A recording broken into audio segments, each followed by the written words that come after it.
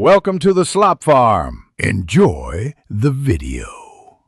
You start by ensuring the keyboard is responsive and no dialog boxes are blocking input. That prevents the switcher from failing.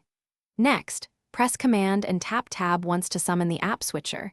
You'll see app icons centered on screen. Hold down Command after the first tap to keep the switcher visible.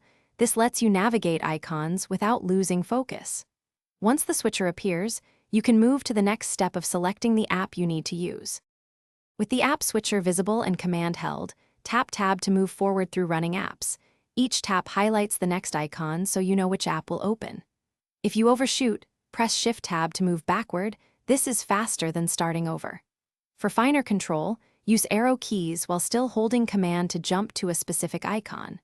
When the app you want is highlighted, release Command to bring that app to the foreground and maintain window order for quick returns.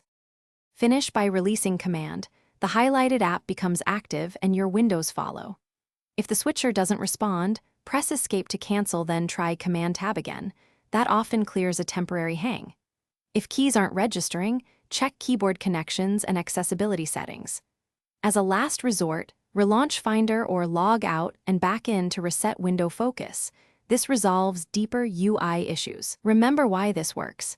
Command-Tab manipulates the system's app focus stack for fast, predictable switching. Thanks for watching. Consider subscribing if we helped you today.